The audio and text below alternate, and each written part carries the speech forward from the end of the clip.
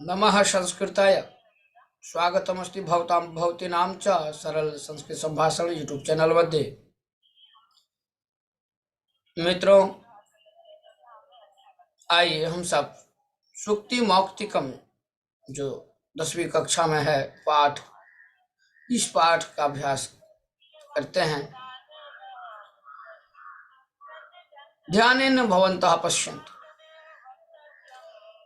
भवन्तः यदि प्रप्रथमं पश्यन्तः सन्ति तो सर्वादौ चैनल यदस्ति तत् अवश्यमेव सब्स्क्राइब कुर्वन्तु यदि भवन्तः नूतनाः सन्ति चेत्। इदानीं सर्वाः शिक्षिकाः क्रमशः पाठयन्ति, अतः भवन्तः अपि तं पाठं पश्यन्तु। पाठेन अपि भवन्तः अवगन्तुं शक्यन्ते यत्र दोषः यत्र शुद्धता, तत् परिशीलनम् अवश्यमेव कुर्वन्तु। अस्तु, पश्यामः इदानीं सुक्तिमौक्तिकम्। आम्, अद्य वयं पञ्चमं पाठं सूक्तिमौक्तिकं पठामः। अत्र नैतिकशिक्षाप्रदायरूपेण विविधाः श्लोकाः विविधग्रन्थेषु ग्रन्थेभ्यः सन्ति।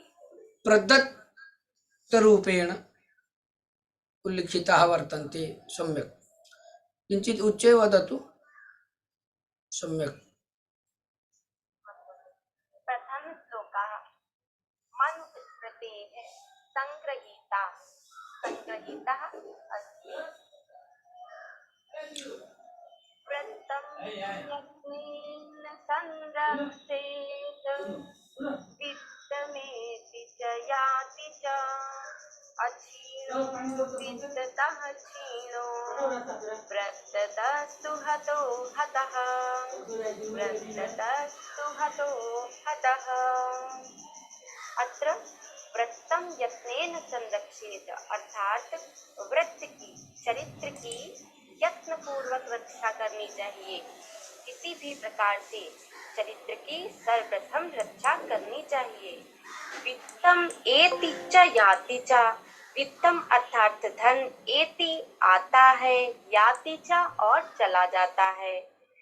अक्षीणो वित्ततः क्षीणो, वित्ततः क्षीणो अक्षीणो भवति, अर्थात वित्त के नष्ट होने से, धन के नष्ट होने से व्यक्ति नष्ट हुआ नहीं माना जाता। व्रततस्तु हतो हतः, लेकिन व्रत के नष्ट होने से, चरित्र के नष्ट होने से व्यक्ति सर्वथा नष्ट हो जाता है, मृत प्राय हो जाता है। यहाँ पर जो संरक्षित शब्द है, ये विधिलिंग लकार प्रथम पुरुष एक वचन का रूप है, जिसका चाहिए के अर्थ में प्रयोग किया जाता है। दूसरा शब्द है एति। एति में ई धातु से बना है, जिसका अर्थ है आना।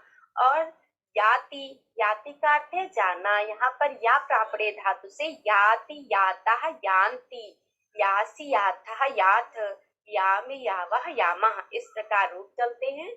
और प्रथम पुरुष एक वचन का रूप है याति। याति का अर्थ है जाता है। अग्रे वित्ततः शब्द प्रयुक्त हुआ है, जिसमें तसिल प्रत्यय लगकर बना हुआ है, और तसिल प्रत्यय लगने से शब्द का अर्थ पंचमी विभक्ति के रूप में लिया जाता है, अर्थात वित्त से नष्ट होने से व्यक्ति नष्ट नहीं होता। व्रततः तु हतो हतः, और व्रत से नष्ट हुआ व्यक्ति मर जाता है। अग्रे अग्रिम श्लोकम विदुर्नीते संग्रहीतः अस्ति इयं श्लोकः। अयं अयं श्लोकः क्षम्यताम्, अयं श्लोकः श्रूयतां धर्म सर्वस्वं श्रुत्वा चैववधार्यताम् आत्मनः प्रतिकूलानि परेषां न समाचरेत्।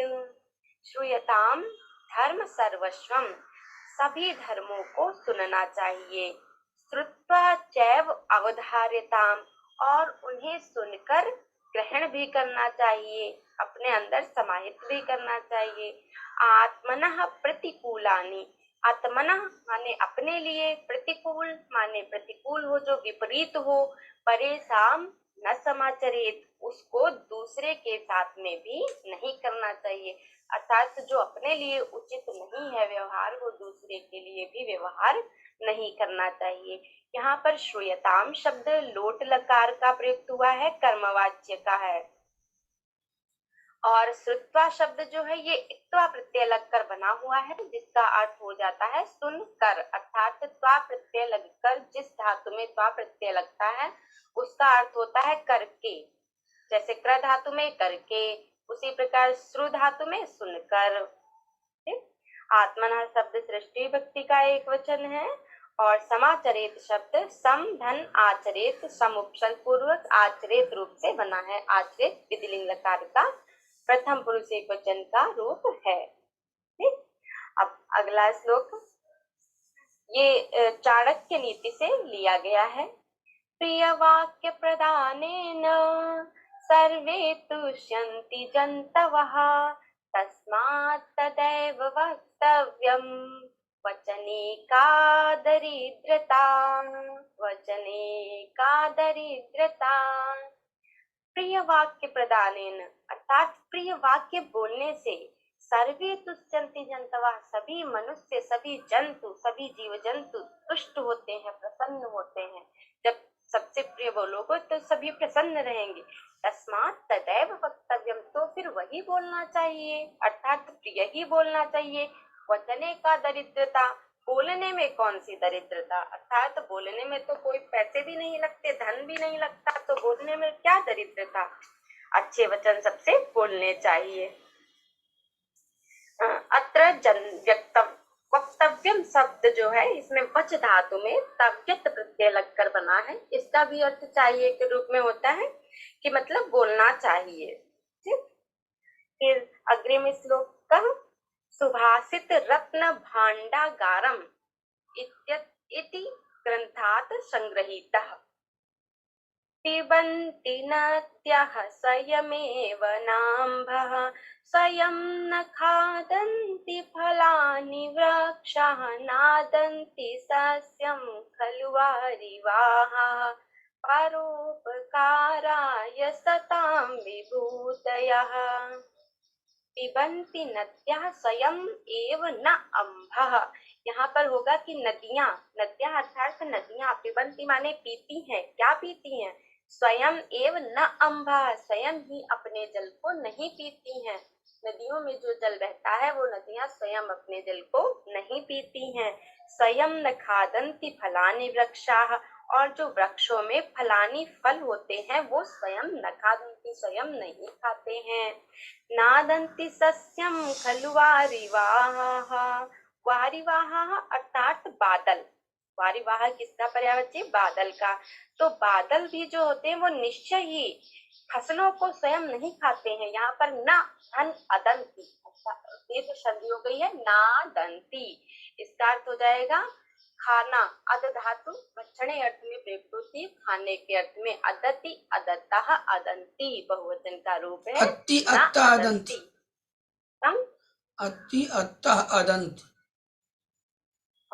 अति अत्तः अदंती, अदंती बहुवचन का रूप है जिसका अर्थ नहीं खाते हैं। तो बादल भी स्वयं अपनी फसलों को नहीं खाते हैं। परोपकाराय सतां विभूतयः, जो विभूति लोग होते हैं अर्थात महापुरुष लोग होते हैं, वो निश्चय ही उनका परोपकार का धर्म होता है, वो सभी पे परोपकार करते हैं। अग्रिम श्लोक मृच्छ कटिकात् उद्धृतः। गुणे समः, गुणेषु एव हि कर्तव्यः, गुणों में ही कर्तव्य करना चाहिए, गुणों में ही काम करना चाहिए। प्रयत्न पुरुष है, सदा पुरुषों को सदैव प्रयत्न करना चाहिए, किसमें, गुणों में। ठीक, तो इसका पूरी लाइन का अर्थ क्या होगा? गुणों में ही मनुष्यों को सदैव कर्तव्य और प्रयत्न करना चाहिए। गुण युक्तो दरिद्रोपि, जो गुण से युक्त होता है वो दरिद्र भी हो तो भी कोई बात नहीं है, अर्थात वो गरीब भी हो तो भी गुण युक्त हो तो कोई बात नहीं। न ईश्वर ऐश्वर्य गुणे समा, लेकिन ऐश्वर्य से युक्त होने पर भी अगुण है समा, वो गुणहीन के समान ही होता है यदि उसके अंदर अच्छे गुण नहीं है। तो इसलिए मनुष्यों को सदैव अच्छे गुणों में ही अपना प्रयत्न कर्तव्य करना चाहिए। अग्रिम श्लोकः नीतिशतक ग्रन्थात् संगृहीतः। आरम्भ गुर्वी सैनिकमेण, आरम्भ गुर्वी सैनिक्रमेण, लघ्वी पुराव्रतिमती च पश्चात् दिनस्य पूर्वार्ध परार्ध भिन्ना, छायेव मैत्री खल सज्जनानाम्। अत्र उपजाति छंदा वर्तते, तभी कहते हैं यहाँ पे नीति शतक में कहा गया है आरंभ गुर्वी क्षीणी क्रमेण, आरंभ में बड़ी, फिर क्रमशः क्षीण होती हुई अर्थात छोटी होती हुई। अगली लाइन में लघ्वी पुरा, पहले छोटी, प्रद्युमती च पश्चात, और फिर बड़ी होती हुई। तो यहाँ पे दो पंक्तियां हैं, पहली पंक्ति में क्या कहा गया है कि प्रारंभ में बड़ी और फिर बाद में छोटी, और दूसरी पंक्ति में कहा गया है कि प्रारंभ में छोटी और बाद में बड़ी। आगे दिनस्य पूर्वार्ध परार्ध भिन्ना, दिन के पूर्वार्ध अर्थात दिन के प्रारंभ में दोपहर तक, और परार्ध भिन्ना, फिर परार्ध में अर्थात दोपहर से शाम तक, दो समय हो गए। छाये व मैत्री खल सज्जनानाम, छाया के समान मित्रता होती है किसकी? खल की और सज्जन की, दुष्ट की और सज्जन की। तो यहाँ पे ये समझाया गया है कि दुष्टों की और सज्जन की मित्रता जो होती है वो दिन के प्रारंभ में और दिन के अंत में मतलब सायंकाल में दो प्रकार की होती है। तो जिस प्रकार से आप प्रातः काल सूर्य के सामने खड़े होते हैं तो आपकी छाया छोटी होती है, फिर आप दोपहर में जब खड़े हो जाएं तो छाया बड़ी होती है। तो इसमें जो सज्जन होते हैं उनकी छोटी होती है, छोटी छाया के समान मित्रता होती है, अर्थात पहले धीरे धीरे बढ़ती है, पहले दोस्ती करेंगे, फिर साथ में घूमने जाएंगे, फिर खाना खाएंगे, फिर घर जाना प्रारंभ करेंगे। और जो दुष्टों की मित्रता होती है वो प्रारंभ में बड़ी होती है, मतलब पहले ही वो उनके घर पहुंच जाएंगे, फिर धीरे धीरे उनका बोलना कम होता जाएगा। तो इस प्रकार से सज्जनों की और दुष्टों की मित्रता को समझाया गया है। अग्रे भामिनी विलासा इति ग्रंथात् अयं श्लोकः उद्धृतः। यत्रापि कुत्रापि गता भवेयुः हंसा महीमण्डलमण्डनाय, हानिस्तु तेषां हि सरोवराणां, येषां मरालये सह विप्रयोगः। यत्रापि कुत्रापि गता भवेयुः, जहाँ भी कहीं भी जाएं, कौन जाए? हंसा, हंस जाए। मही मंडल मंडनाए, वहां पर मही अर्थात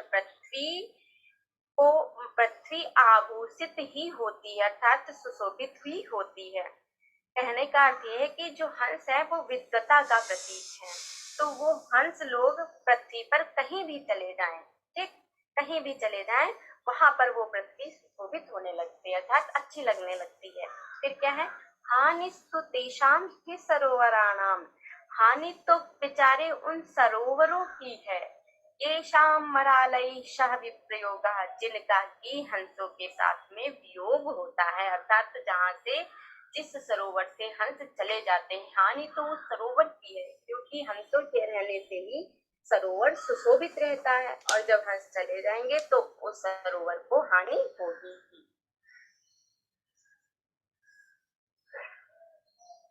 अग्रिम श्लोकः हितोपदेशः संग्रहीतः। गुणा गुणज्ञेषु गुणा भवन्ति, ते निर्गुणं प्राप्य भवन्ति दोषाः, आश्वादतोयाः प्रवहन्ति नद्यः समुद्रमासाद्य भवन्त्यपेयाः गुणा गुणज्ञेषु गुणा भवन्ति। गुण गुण ही होते हैं, कब होते हैं? गुणज्ञेषु, जब वो गुणवानों के पास रहते हैं। ठीक? गुण गुण ही रहते हैं जब वो गुणवानों के पास रहते हैं। ते निर्गुणम प्राप्य भवन्ति दोषा, वही गुण जब निर्गुण को प्राप्त हो जाते हैं अर्थात गुणहीन व्यक्ति को पास चले जाते हैं तो वे दोष हो जाते हैं। ठीक? अपनी दुष्टता प्रकट करने लगते हैं। आस्वाद तोया प्रवहन्ति नद्यः, उदाहरण के रूप में नदी दी गई है। नदी का उदाहरण दिया गया है कि आस्वाद तोया, पीने योग्य जल बहता है नदियों में। ठीक? नदियों में पीने योग्य जल बहता है, सभी लोग उस नदियों के जल को पीते हैं। किंतु समुद्रम आसाद्य भवन्ति अपेयाः, समुद्र को पाकर, समुद्र के पास पहुंचकर वही नदियों का जल अपेय हो जाता है, अर्थात पीने योग्य नहीं रहता, खारा हो जाता है। तो यहाँ पे जो गुणा शब्द है ये बहुवचन का रूप है प्रथमा विभक्ति का, और गुणज्ञेषु शब्द सप्तमी विभक्ति का बहुवचन है। भवन्ति रूप भू धातु का है, भवति भवतः भवन्ति बहुवचन का प्रयुक्त हुआ है।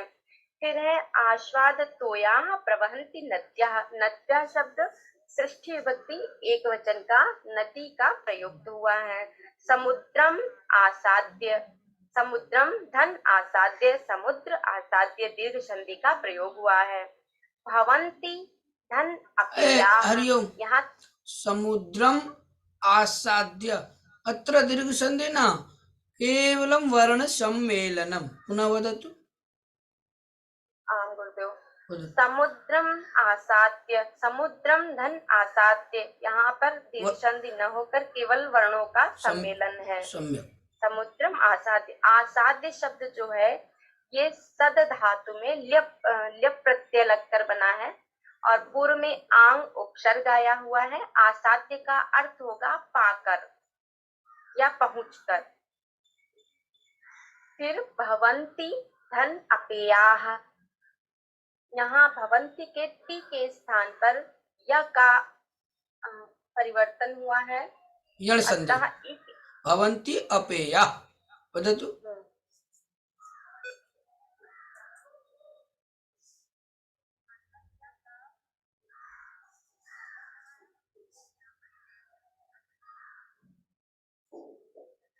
शोभनम शोभनम शोभनम।